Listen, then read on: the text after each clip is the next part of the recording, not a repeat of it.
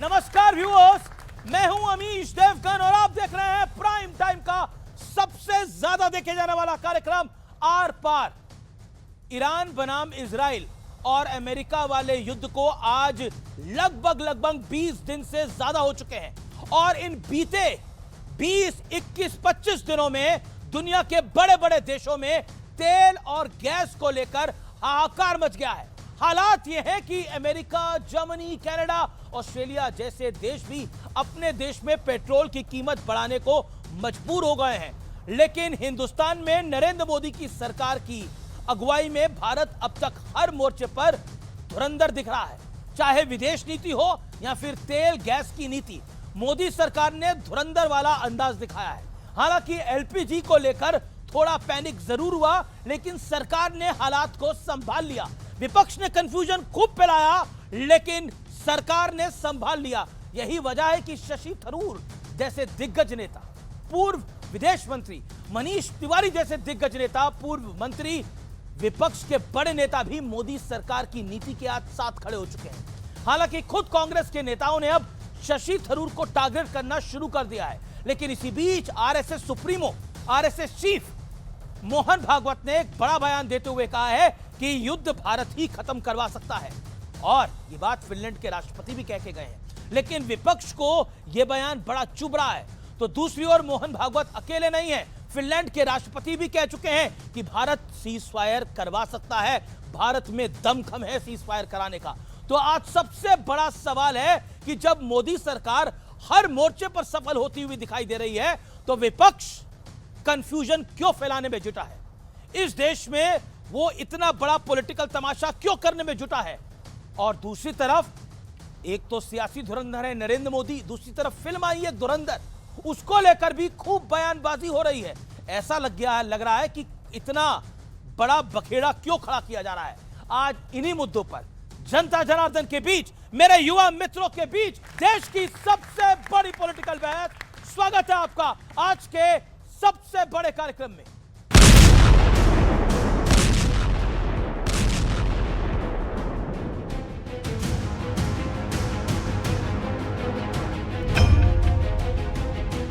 विश्व अभी लड़खड़ा रहा है, भारत का उत्थान हो रहा है। दुनिया के चिंतकों के ध्यान में ये बात आती है। ये तो चले हुए युद्ध में बार बार देशों से आवाज उठ रही कि इसको समाप्त तो भारत ही कर सकता है। जाहिर तौर पर आरएसएस प्रमुख मोहन भागवत का ये बयान विपक्ष को चुभेगा, लेकिन अकेले मोहन भागवत ही नहीं, फिनलैंड के राष्ट्रपति समेत दुनिया के कई दिग्गजों ने ये कहा है कि भारत सीज फायर करवा सकता है। लेकिन विपक्ष पीएम मोदी और भारत की विदेश नीति को कोसने में जी जान से जुटा है। ये नैरेटिव भी बनाया जा रहा है कि भारत में तेल और गैस का भारी संकट है। बातचीत सभी से हर तरफ चल रही है, पर सच्चाई तो यही है कि एलपीजी की किल्लत है। जो कारोबार हैं वो ठप पड़ गए हैं, जिनको गैस की रिक्वायरमेंट होती है। हालात ये है कि कांग्रेस के दिग्गज नेताओं शशि थरूर और मनीष तिवारी ने मोदी सरकार की कूटनीति की तारीफ क्या कर दी। खुद कांग्रेस ने ही शशि थरूर के खिलाफ मोर्चा खोल दिया। शशि थरूर ने कहा कि बिना किसी बड़े प्रभाव के चुप्पी साधना भी एक रणनीति हो सकती है, और कांग्रेस के ही मनीष तिवारी कह रहे हैं कि ये युद्ध तो हमारा नहीं है, तो दूरी बनाए रखना ही बेहतर है। Not our war. We've always been rather marginal players in the greater Middle East. We are doing the right thing. Shashi Tharoor साहब का तो हम लोग कई दिनों से देख रहे हैं कि वो एक अलग ही तरीके से सोचते हैं। उनको वहाँ जाने की बड़ी इल्तिजा है। वो मोदी जी के खास असिस्टेंट होना चाहते हैं। विद ऑल ड्यू रिस्पेक्ट, मैं उनसे बुरी तरह से डिसएग्री करती हूँ। मुझे लगता है भारत की चुप्पी निंदनीय है। इसमें कोई दो राय नहीं है कि तेल गैस की वैश्विक संकट से भारत अछूता है, लेकिन दुनिया के बड़े देशों के मुकाबले मोदी सरकार ने हालात को बेहतर ढंग से संभाला है। तो सवाल है कि क्या विपक्ष सियासी दुश्मनी में भारत की कामयाब कूटनीति को इग्नोर कर रहा है, आज इसी पर जनता के बीच होगी सबसे बड़ी बहस। चलिए तो स्वागत है आपका आज की इस चर्चा के अंदर। आइए परिचय करा देते हैं मेरे साथ आज कौन कौन जुड़ा है। आनंद रंगनाथन, जाने माने राजनीतिक विश्लेषक प्रोफेसर मेरे साथ जुड़ रहे हैं। मेरे साथ तस्लीम रेमानी है, जाने माने मुस्लिम जान का स्कॉलर है और ईरान के मामलों के बड़े जानकार हैं, उनका अभिनंदन है जोरदार तालियों के साथ। विवेक श्रीवास्तव, सीनियर लीडर लेफ्ट के, उनका स्वागत है। भारतीय जनता पार्टी के नेता प्रवक्ता शिवम त्यागी जी का अभिनंदन है। कर्नल दानवी रक्षा विशेषज्ञ हैं और मेरे साथ कांग्रेस के नेता अश्विनी मिश्रा हैं, जोरदार तालियों से उनका भी अभिनंदन है। चलिए तो बहस का एजेंडा क्या है? सरकार को उकसाकर विपक्ष देश को फंसाने का गेम खेल रहा है, यह आज का एजेंडा है। युद्ध के बीच भारत की नीति दुनिया में सबसे बेस्ट है विद अ क्वेश्चन मार्क। क्या भारत धुरंधर है नीति के अंदर? युद्ध के चलते वैश्विक महंगाई क्या भारत के लिए भी बड़ा चैलेंज होगा? अमेरिका, ऑस्ट्रेलिया, यूके, हर जगह पेट्रोल डीजल महंगा कर दिया गया है और काफी दाम बढ़े हैं, लेकिन भारत में 1 रुपया नहीं बढ़ा है, यह बड़ी बात है। और चौथा, धुरंधर 2 के विरोध के पीछे क्या सिर्फ और सिर्फ वोट बैंक वाला गेम है? यह बहस का एजेंडा है। चलिए आज की चर्चा की शुरुआत करते हैं आपसे। तस्लीम रेमानी साहब, सवाल कुछ बहुत बड़े हैं और अगला 1 मिनट आप ही बोलिएगा। क्या आपको लगता है कई बार चुप रहना अच्छा रहता है? क्या आपको लगता है कि इस समय भारत की नीति रणनीति सही है या सवाल या निशान के घेरे में है? आप शशि थरूर के साथ हैं या सुप्रिया श्रीनेत के साथ हैं? देखिए, मैं आरएसएस के चीफ मोहन भागवत जी के बयान का समर्थन करता हूं।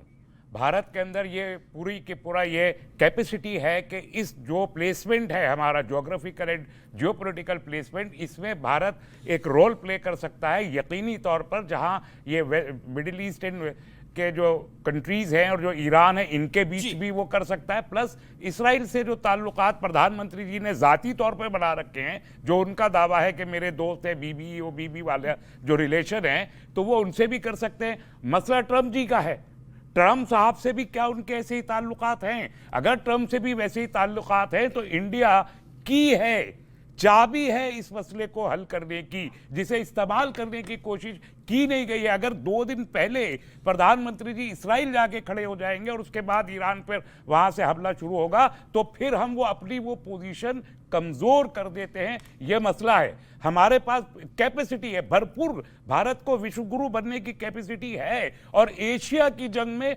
हमसे ज्यादा बड़ा पोटेंशियल स्टेक होल्डर और अमन कायम करने वाला चाइना से बड़ा है। चाइना पार्टी बना हुआ है, हम बहुत सी जगहों पे पार्टी नहीं है। शिवम त्यागी, आपकी बारी है। क्या आपको लगता है कि वाकई भारत की रणनीति कूटनीति धुरंधर है या फिर जिस तरह से विपक्ष कह रहा है कुछ नहीं हो रहा, कुछ नहीं हो रहा, कुछ नहीं हो रहा? अमित जी, डेटा क्या कहता है बस ये देखने की जरूरत है। हिंदुस्तान आज इंटरनेशनल डिप्लोमेसी यानी कि अंतरराष्ट्रीय कूटनीति का धुरंधर है। ना भारत उसमें फंसा था और जो हमारा धुरंधर अभी पाकिस्तान वाला मामला चल रहा है ना वो फंसा था, तो फंसा तो कोई नहीं पाएगा। जहां तक बात कूटनीति की है, वो कैसे बेहतर है हमारी, थोड़ा सा समझ लीजिए। भारत इकलौता एक ऐसा देश है जो स्ट्रेट ऑफ हार्मोज से ईरान से भी तेल ले रहा है। भारत एक ऐसा देश है जो रशिया से भी तेल ले रहा है।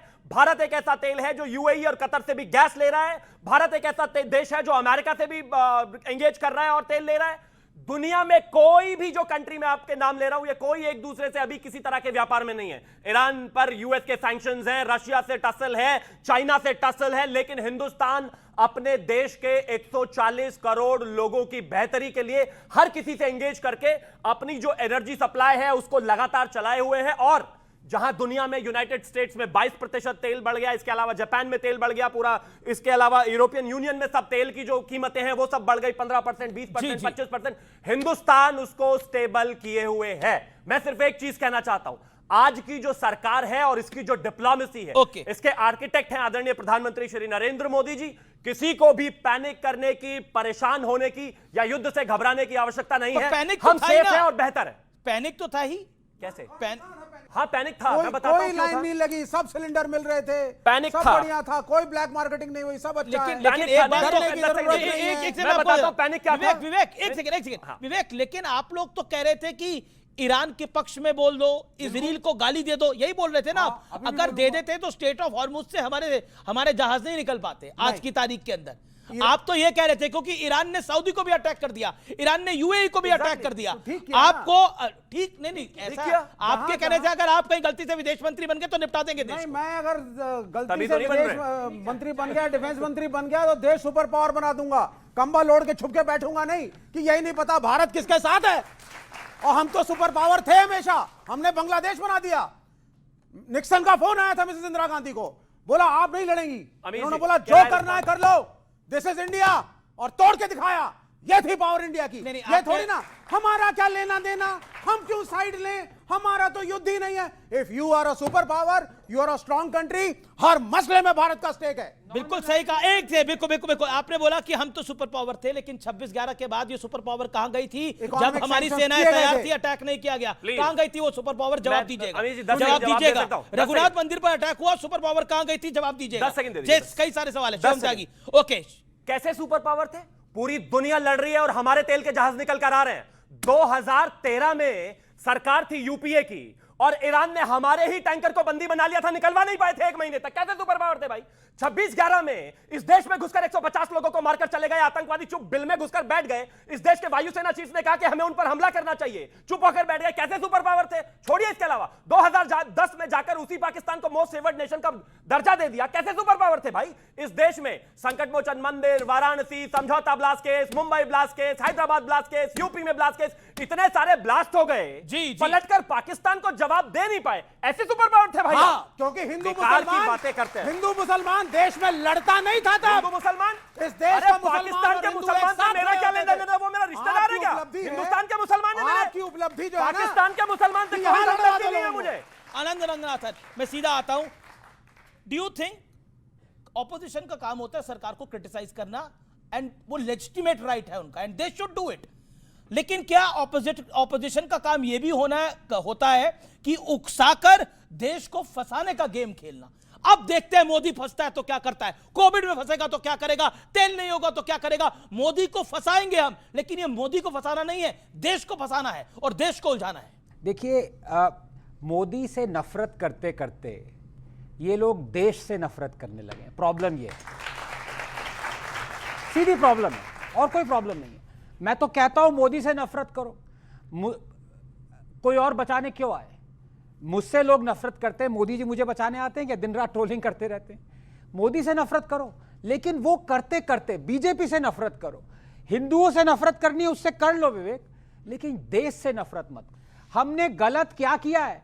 एक स्टेप गलत नहीं लिया है हमने। जो एलपीजी था वो हाँ हॉर्मुज से आता था, 90% जो हमारे इंपोर्ट से आते हैं, लेकिन रातों रात 24 घंटे में हमने जो 40% हमारा डोमेस्टिक आउटपुट था उसमें 30% की इंक्रीज कर दिया, क्योंकि जो ब्यूटेन और प्रोपेन और जगह यूज होता था, हमने कहा ये एलपीजी पूल में आएगा, इससे ज्यादा और क्या करना चाहिए। दूसरा, तेल के दाम हमने बढ़ाए नहीं है, जबकि सारे और देशों ने बढ़ा दिए हैं। वो इसलिए क्योंकि हम 45% गवर्नमेंट टैक्स लेती है, वो एब्जॉर्ब कर रही है। अब मैं तीसरी बात आपको बताता हूं। देखिए, देश से नफरत क्यों कर रहे हैं? इन्होंने कहा देखिए बीबी मोदी बीबी। इनको दुख इसलिए होता है कि कारगिल में भारत की जीत हुई, पाकिस्तान की हार हुई, और जिसने हमें जिताया यूएस के सैंक्शंस थे। ईरान ने हमें मदद नहीं करी, हमें मदद करी इजराइल ने। ये इनको दुख होता है। Okay, you made your point. Okay, मैं एक सेकंड, रहमानी साहब का काउंटर पॉइंट है, then I will go to Congress party. Rahmani साहब, इंडिया, आपको लगता है देयर इज अब मोदी के साथ नफरत कर सकते हो लेकिन देश से नफरत ना करें, दैट्स अ बॉटम लाइन? देखिए, ये बॉटम लाइन तो बिल्कुल सही है, इससे किसको इनकार है? इसको बार बार दोहराने की जरूरत भी उन लोगों को पेश आती है जो ये सब कुछ करते हैं, वरना इस देश का आम नागरिक और हम जैसे लोग ये बात जानते हैं कि हमको देश और देश के इंस्टीट्यूशन से प्यार रखना चाहिए और वफादारी रहनी चाहिए और उसकी तरक्की के लिए सोचना चाहिए। इंडिविजुअल्स के बारे में नहीं सोचा जाना चाहिए। तो मोदी से इख्तलाफ 1000 दफा हो सकता है, किया जाना चाहिए, डेमोक्रेसी का तकाजा है, लेकिन प्रधानमंत्री के लिए नहीं। आपके कहने से कुछ नहीं होगा, आप रखिए अपने पास। बोलिए थैंक यू इजराइल। बिल्कुल 2 दिन में 2 मिनट में साफ हो गया। मैं आप इनके बोलिए बीच इजराइल में का बोला नहीं। टेररिस्ट है। ओके ओके आप बोलिए इजराइल का टेररिस्ट है। विवेक जी बीच में नहीं, आप पूछिए। ठीक है, मैं वो कह रहे हैं इनके इजराइल बीच में बोला नहीं। को और मेरा इजराइल की इरादा नहीं है वजह किसी से के इजराइल बीच की में वजह से हम बोलने। कारगिल का युद्ध जीते, हाँ, बोलिए। कारगिल का Thank युद्ध you जीते, बोलिए। पाकिस्तान हारा। बोलिए, thank आपको you। नहीं लगता कि देखिए, इजराइल ने हमारी मदद करी? नहीं बोलेंगे। थैंक यू मैं- बोलना चाहिए कि नहीं बोलना चाहिए? बोलेंगे। इसी इस कैमरा देश से का- देखकर बोलिए थैंक यू। बोलिए। यू वांट टू से थैंक यू टू यहूदियों से इतनी नफरत। दैट्स अ बिग आप वन। जब ओके चुप हो होल्ड ऑन, जाएंगे- ऑल ऑडियोज डाउन। आप तस्लीम जब चुप नमानी, हो जाएंगे तब बोलूंगा। हाँ बोलिए सर। देखिए, मैं इस देश का आजाद शहरी हूं, बिल्कुल है, गुलाम नहीं हूं, बिल्कुल है। इसलिए मैं किसी के कहने से कुछ नहीं बोलूंगा। खुद से कहने से मुझे बोल दीजिए। दिमाग दिया है, ऊपर वाले ने दिमाग दिया है। मैं सोचूंगा क्या सही है क्या गलत है, मैं एनालाइज करूंगा क्या सही है क्या गलत है, तब बोलूंगा। अमीश के कहने से, 370 पर ईरान ने क्या किया था? 370 पर ईरान हमारे खिलाफ था। 370 कश्मीर के मुद्दे पर ईरान हमारे को, 370 ईरान पे कहता था देश कश्मीर में हमारा नहीं है। क्या कहते हैं आप इसमें? 370 में भी हम भी खिलाफ थे, हम खिलाफ थे। एंटायर अपोजिशन इस देश का खिलाफ था। किसी के अंदर दम है कि इस एंटायर अपोजिशन को कहे कि एंटी नेशनल है? Okay that's a point. Okay ठीक है, ठीक है, 370 ठीक है। के आप खिलाफ पूरा देश था। आपको वक्त मिला, आपको 2 मिनट मिला। ओके शिवम त्यागी देन कांग्रेस। ये ओके आजाद, हाँ 10 सेकंड, ये आजाद नहीं है। इनका शरीर तो हिंदुस्तान में जरूर है, लेकिन इनका जो दिल है वो कहीं और की गुलामी कर रहा है। आप समझ ही नहीं रहे। मैं एग्जांपल दे रहा हूं आपको। अब कैसे मैं एग्जांपल दे रहा हूं? मैं एग्जांपल दे रहा हूं। रुकिए ना, रुकिए, मुझे एक चीज बताइए। इल्जाम लगा रहे हैं, ये जुर्म है। 10 सेकंड। ये जाती मेरे इल्जाम देश लगा रहा है पर, मेरे मेरे ऊपर। देश पर, मेरे देश पर इनको पर्सनल कोई बात अटैक नहीं नहीं, है। पर्सनल अटैक नहीं। ये कोई पर्सनल पर्सनल है, नहीं है। ये कोई पर्सनल पर्सनल है। ओके ओके ओके बिल्कुल। I will give you chance. आपको कैसे मालूम है कि मैं किसी और देश से अभी साबित कर दे रहा हूं ना। रुकिए, कैसे मालूम है? अब मैं एक चीज, रुकिए, आप मुझे एक चीज बताइए। अरे इनके दिल का ऑपरेशन हुआ है भाई बकायदा हिंदुस्तान में। तो मेरे पास तो उसकी रिपोर्ट आई नहीं थी, लेकिन मुझे वैसे ही पता है, इनकी बातों से समझ आ रहा है। अश्विनी जी मेरा प्रश्न बहुत सीधा है। एक फिल्मी धुरंधर है, फिल्म आई है, उससे भी आप नाराज हैं। एक सियासी धुरंधर से भी आप नाराज हैं। आप अपने सिकंदर से ही सिर्फ खुश हैं। जी अमीश जी, नाराज नहीं है, दुखी हैं। और मैं अपनी बात को बड़ी शांति से 2 लाइन के साथ शुरू करना चाहता हूं कि जिनकी पीठ में रीढ़ की हड्डी बिल्कुल पाई नहीं जाती, मुंह चमकालें पॉलिश कर मन की काई नहीं जाती, मन में पैसों का लालच चरण बंदना होठों पर, घुंघरू बांध के नाच रहे हैं सरकारों के कोठों पर। तो ये समस्या है देश के प्रबुद्ध वर्ग की। देश का प्रबुद्ध वर्ग कहीं ना कहीं सरकार के सामने ऐसा नतमस्तक है, सरकार ने कहा झुको, वो रेंगने लगे। यह प्रॉब्लम है। हम दुखी इस बात को है कि हम सरकार से उन इंपॉर्टेंट विषयों पर सवाल भी नहीं कर रहे हैं और क्लीन चिट दे रहे हैं। आपकी बात कर रहा हूं आनंद जी, मैं आपकी बात कर रहा हूं। ये तो भारतीय जनता पार्टी के प्रवक्ता हैं। आपकी क्या मजबूरी है? आपको कौन सा राज्यपाल बनना है कि आप सरकार सवाल नहीं पूछ रहे हैं? पहली बार बोल रहे हैं, मेरा नाम ले रहे हैं। नहीं देखिए, आप अगर उनको लेकर बोल रहे हैं कि ये कोठों पर नाच रहे हैं तो बड़ा गलत है। नहीं, मैं बोल रहा हूं हिंदुस्तान में ताकत है, युद्ध रुकवा सकता बिल्कुल है, पर मोदी जी में नहीं है। क्योंकि मोदी जी तो वो हैं जिनका अपना युद्ध पाकिस्तान से अमेरिका ने रुकवाया था, ऑपरेशन सिंदूर। तो यह कैसे बात कर सकते हैं कि दूसरों का युद्ध रुकवाएंगे? अमेरिका का, इनका खुद का युद्ध अमेरिका रुकवाता है। तो यह विषय बहुत गंभीर है। रही बात लास्ट चीज अमीश जी, आपने बोला पेट्रोल के प्राइस नहीं बढ़ाए। एक तो हमारे यहां पहले ही पेट्रोल के प्राइस बहुत थे 10 साल से, और आज ही पेट्रोल के प्राइस बढ़े हैं 2 रुपए पावर पेट्रोल के, और बहुत जल्दी बाकियों के बढ़ेंगे। एलपीजी का आप शायद बाहर की चाय नहीं पीते होंगे, जो बाहर चाय 10 रुपए की बेचता था आज 25 रुपए की बेच रहा है। प्रीमियम पेट्रोल के दाम बढ़े हैं, सामान्य पेट्रोल डीजल के दाम नहीं बढ़े। और देखो प्रीमियम पेट्रोल के दाम बढ़े हैं, सामान्य पेट्रोल डीजल के दाम नहीं बढ़े। मुझे जाना है कर्नल दानवीर साहब के पास। दानवीर साहब, क्या आपको लगता है, देखिए एक तो फिल्मी धुरंधर है, एक सियासत में भी धुरंधर है, क्या आपको लगता है इस देश की ऑपोजिशन चाहती है मुल्क गलती करे, भारत गलती करे?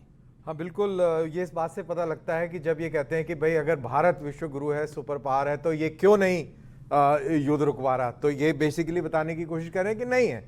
मेरा तर्क यहाँ पर यह है कि जो कमजोर व्यक्ति होता है, हमेशा जो कमजोर आदमी होता है वो किसी न किसी के पैर छूता है, और जो मजबूत होता है, जो स्ट्रांग होता है, जो आत्मविश्वास से भरा हुआ होता है, जो संपन्न होता है, शक्तिशाली होता है, वो किसी के सामने झुकता नहीं है, न्यूट्रल पोजीशन रखता है और समझाता है। तो भारत यही काम कर रहा है कि नहीं कर रहा है? वो दोनों पक्षों को कह रहा है कि नहीं कह रहा है कि भाई शांति रखो, लड़ाई अच्छी बात नहीं है? तो सुपर पावर कौन है आप बताइए मेरे को? सुपर पावर हम है कि नहीं है? सुपर पावर हम है कि नहीं है? दूसरी बात यहां पर यह बात करी गई कि ईरान और ये सब बातें कर रहे हैं, तो भाई खमेनाई का आप इतिहास देख लीजिए। कश्मीर घाटी में सुप्रीम लीडर बनने से पहले उनके दौरे 80 के देख लीजिए, दौरे करे उन्होंने।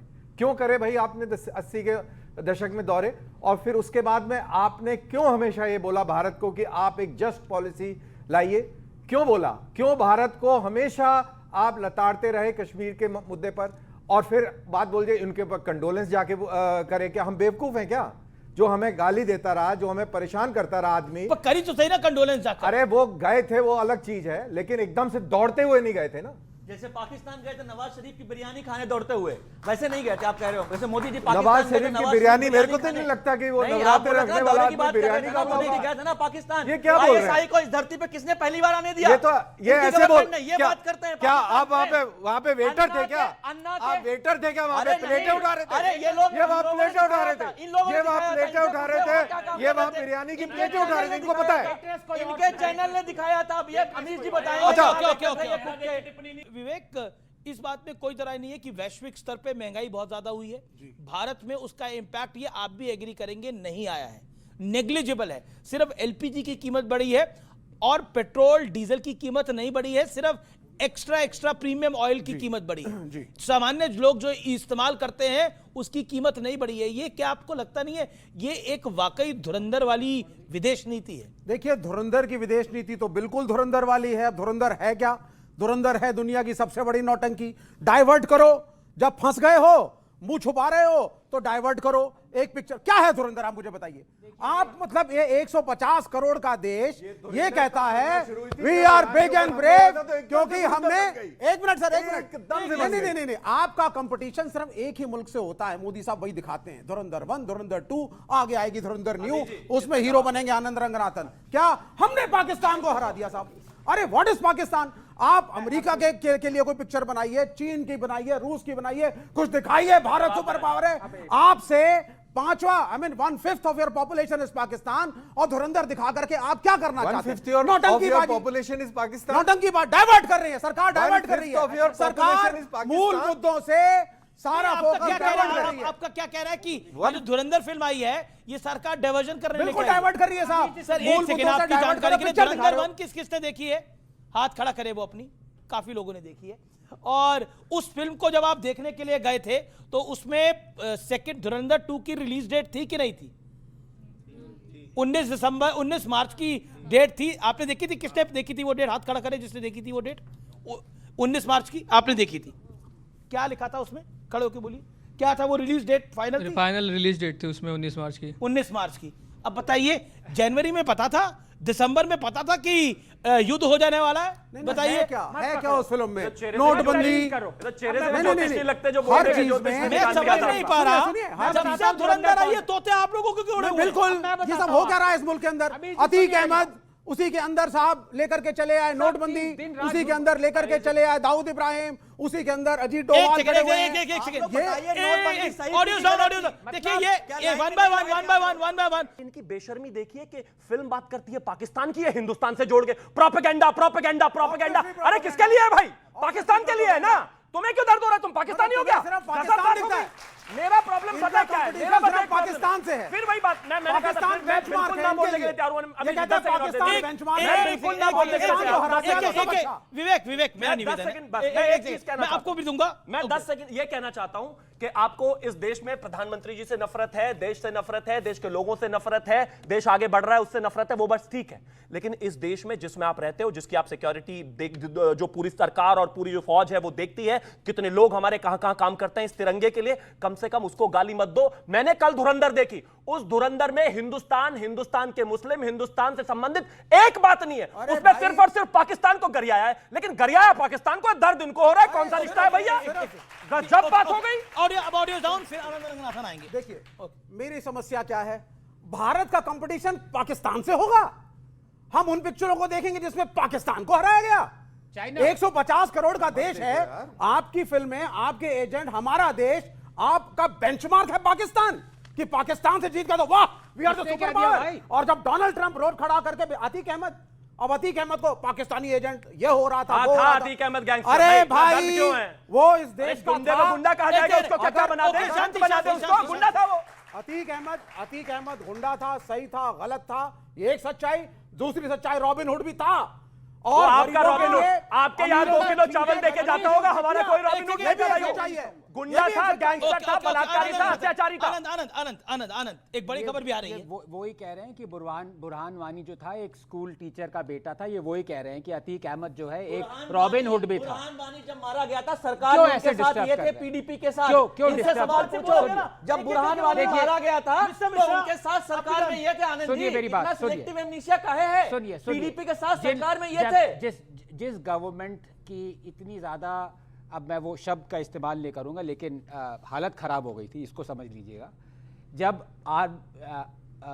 हमारे एयरफोर्स चीफ ने कहा था कि 26/11 के बाद हमें टेररिस्ट हाइडआउट्स पे अटैक करना चाहिए, आप परमिशन दें, परमिशन नहीं दी कांग्रेस ने। डर के मारे कांप रहे थे। देखिए आप बार बार डिस्टर्ब करेंगे तो ऐसे नहीं, एक सेकंड भी नहीं बोलने ऐसा। आप पहले नहीं अमीर जी, पहले आर्मी के नाम पे राजनीति नहीं होती थी। मिश्रा जी बस ऐसे ही देश को डिस्टर्ब करते रहते हैं ये कांग्रेसी, सारा दिन काम नहीं करना, बस डिस्टर्बेंस ही फैला देश को तुमने थोड़ा कहां डिस्टर्ब के लाया। शांति डर लगा रहता है, ये कच्चे बनियान में ना आ जाए कहीं प्रोटेस्ट करते हैं। अब सुनिए मेरी बात, देखिए पाकिस्तान पूरा देश कच्चा बनियान में घूम रहा है आनंद जी। नहीं, कहां आपका है यार देश में पूरा आप बाहर, आप स्टूडियो से बाहर तो यहाँ पर कौन है भाई? स्टूडियो में बाहर तो निकलो।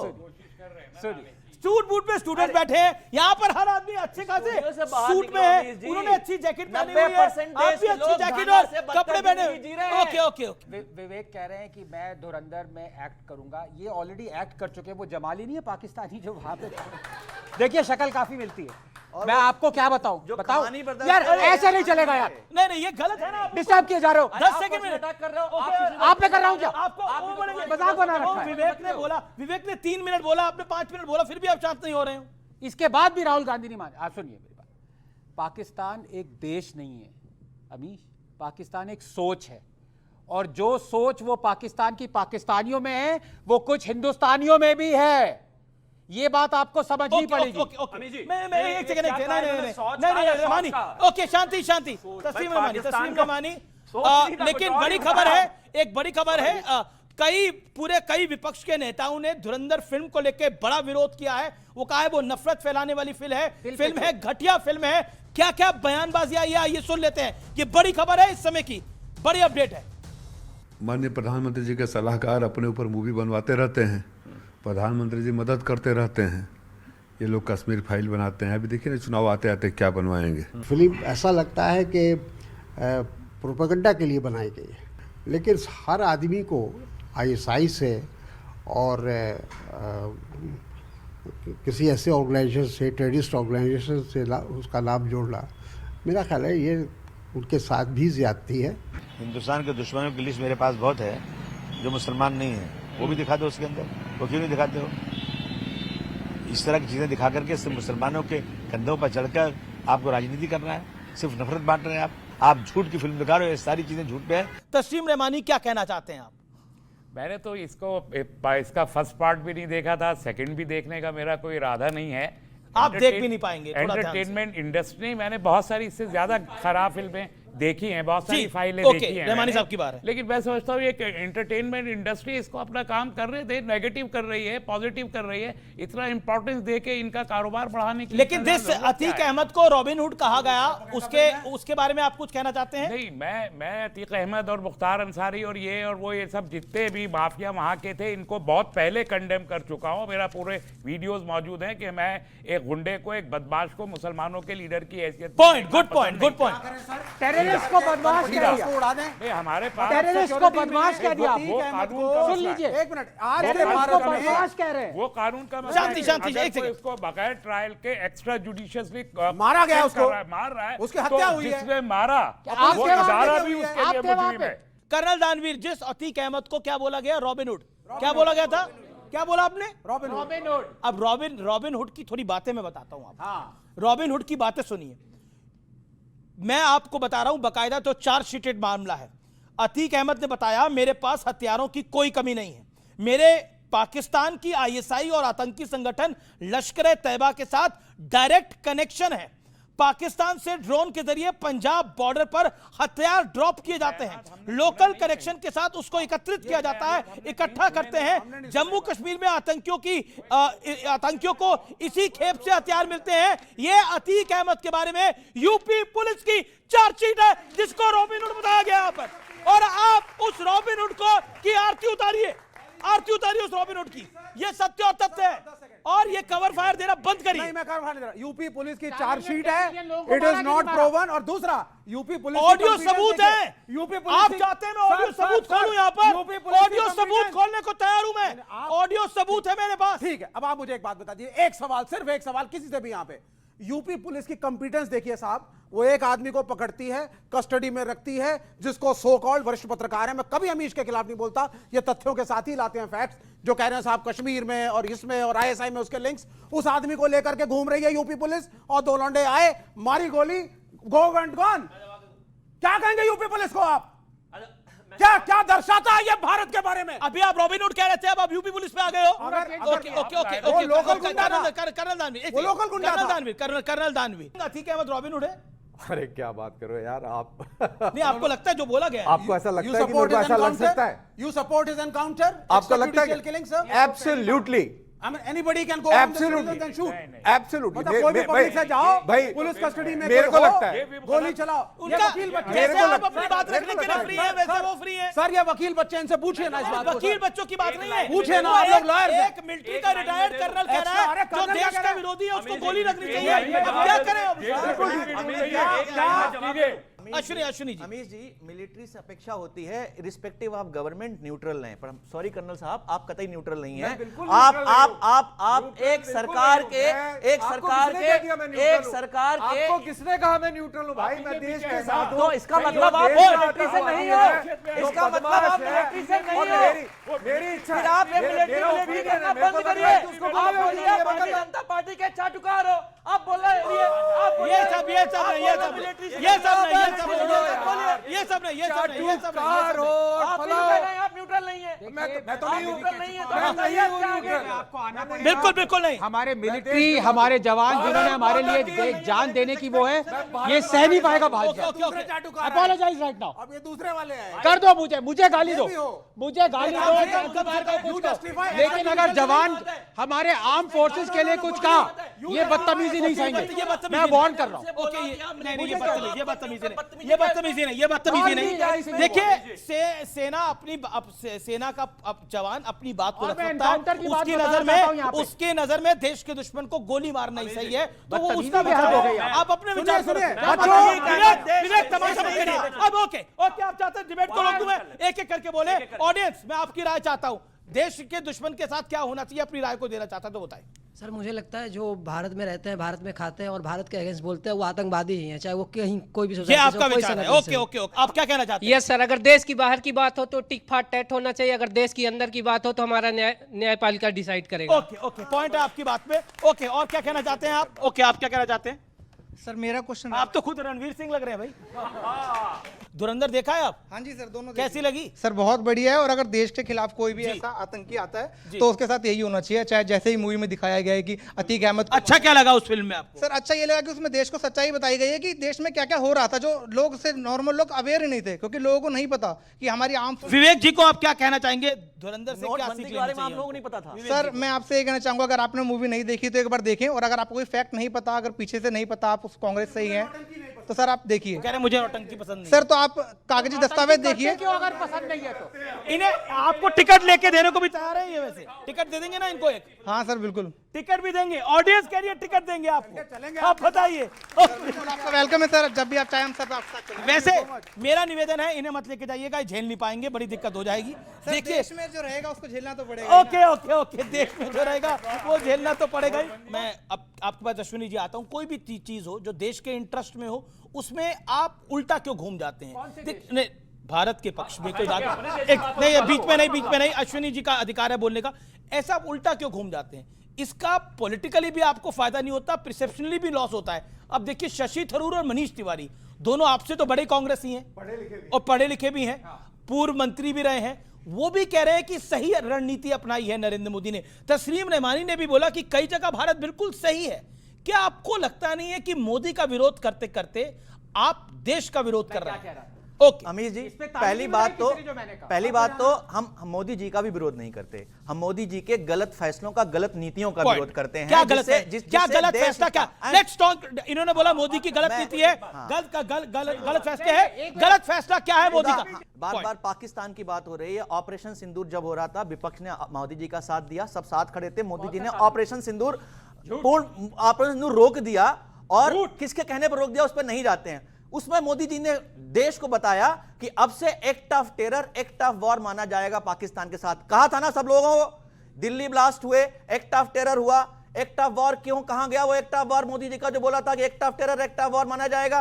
किसी को पता है पहलगाम में जो आतंकी आए थे उनका क्या हुआ? बार बार आप 2008, 2006 चले जाते हो, बट इनका जवाब हम मांगते हैं। हमारी समस्या इतनी है, मोदी जी सीटी बजाते, एक मिनट, मोदी जी सीटी बजाते हैं, 10 सेकंड, मोदी जी सीटी बजाते हैं, भागो, लोग भागने लगते हैं, हम पूछते हैं क्यों?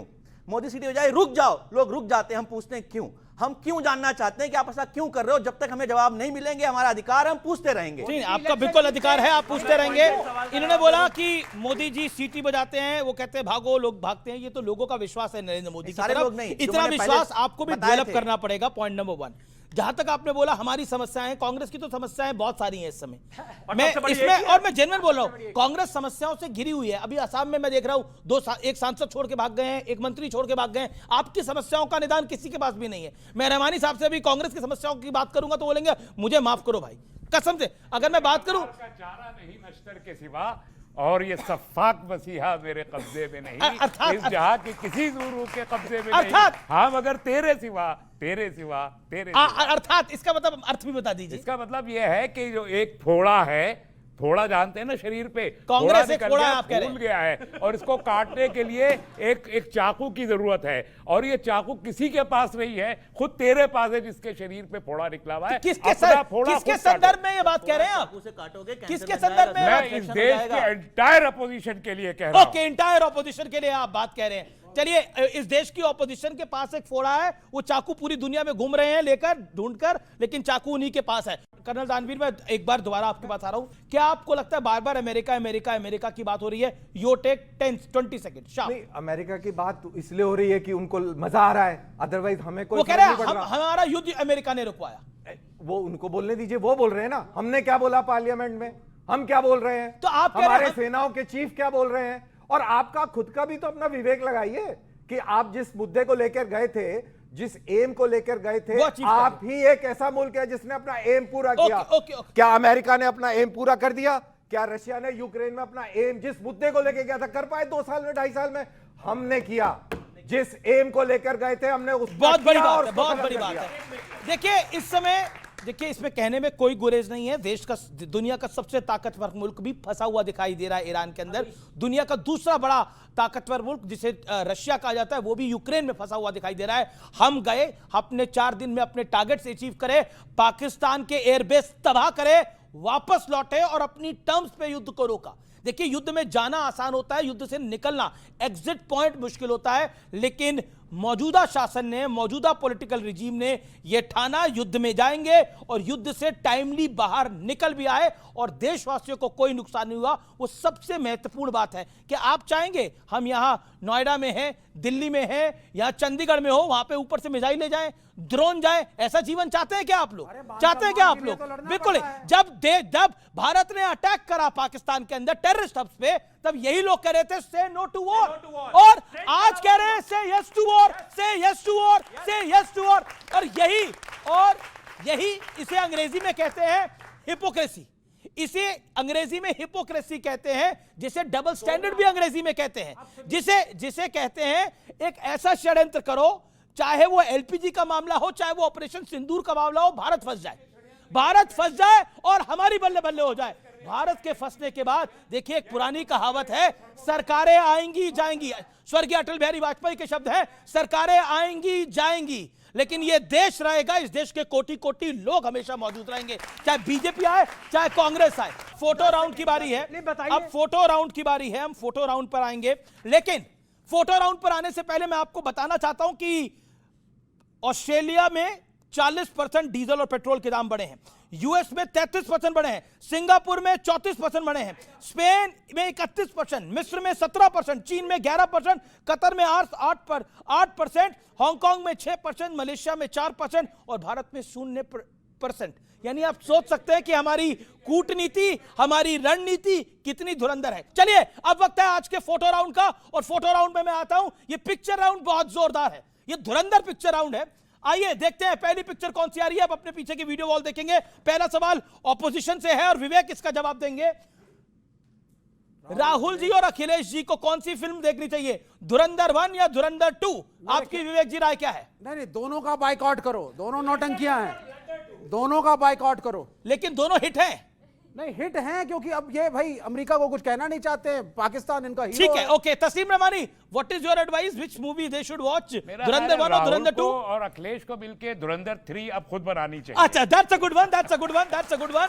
ओके, नहीं, आपको क्या लगता है मिश्रा जी, आप कौन सी देखना पसंद करेंगे? मैंने पहली देखी है, दूसरी भी देखूंगा, इसमें कोई प्रॉब्लम नहीं है। मूवी एंटरटेनमेंट पर्पस से बनती है, प्रॉब्लम सिर्फ उसके प्रोपेगेंडा पार्ट से होती है, जिसको क्रिटिसाइज करते हैं।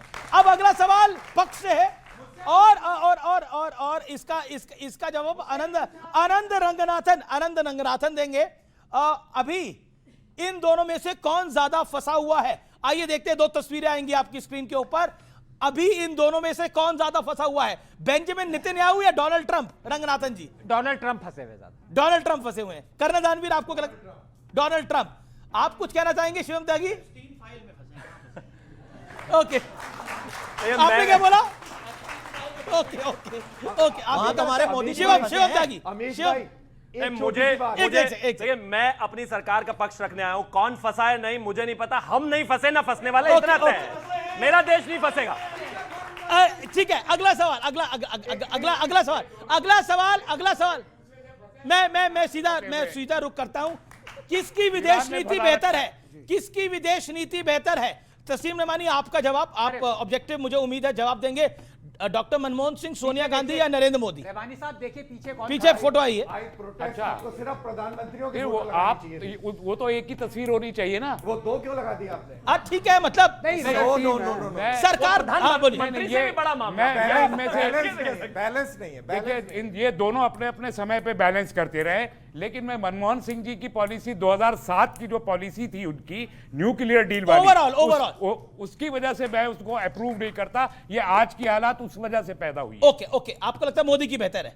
मोदी ये अपने इनको जब मशवरा मिलता है, जब अरे ये क्या दर्द हो रहा है कहने में, कह देना मोदी बेहतर है। जब ट्रम्प बीच में नहीं आते तब ये ठीक होते। ठीक है, चलिए, तो मतलब देखिए, अब मोदी के विरोधी भी मान रहे हैं कि मोदी की नीति ठीक है। शिवम त्यागी, देखिए, अगर विदेशियों की बात है तो फिर तो सोनिया जी की कोई टक्कर ही नहीं है, उनकी नीति बेहतर है। लेकिन अगर विदेश नीति की बात है तो दोनों में कोई बराबरी ही नहीं है। One line. कांग्रेस की विदेश नीति का मतलब है विदेशियों की नीति। ओके, सर आपकी लाइन क्या है? देखिए, हमारे एक लाइन में बता रहा हूं, हमारे एक बड़े ही सम्मानित सांसद हैं निशिकांत दुबे जी, एलओपी को तो सम्मानित मानते नहीं। उनसे एक शब्द मैं उधार में लेता हूं, फटीचर। उनसे एक शब्द उधार में लेता हूं, फटीचर। ये फटीचर फॉरेन पॉलिसी चल रही है, फटीचर फॉरेन पॉलिसी चल रही है। ओके, विपक्ष का अगला सवाल बड़ा इंटरेस्टिंग है। विपक्ष का बेहतर नेता कौन है, इसका जवाब कौन देगा? राहुल गांधी, अखिलेश यादव, ममता बनर्जी, शिवम त्यागी? Choose one. आप ये नहीं बोल सकते मुझे कोई पसंद नहीं है, लेकिन एक को चूज करना है। नहीं, मैं क्यों चूज नहीं करूंगा भाई? मैं दिन रात इतनी मेहनत करता हूं, सुबह से लेकर रात तक डिबेट करता हूं, शाम को एंटरटेनमेंट भी तो चाहिए। राहुल गांधी सबसे ठीक नेता है उस मामले में अगर देखा जाए तो। एंटरटेनमेंट के मामले में आपको लगता है? ठीक है, चलिए, आपको कौन बेहतर नजर आता है विवेक जी इन तीनों के? देखिए, राहुल गांधी नेशनल लीडर हैं, उनकी पार्टी का नेशनल प्रेजेंस है। दोनों नेता बाकी भी सम्मानित हैं, लेकिन वो एक राज्य तक तराजू से बेहतर तोल देता है ये आदमी, मतलब किसी को गलत नहीं, किसी को तो सही। कांग्रेस का स्टेक सबसे चलिए, ओके, चलिए, पिक्चर राउंड यहां खत्म होता है।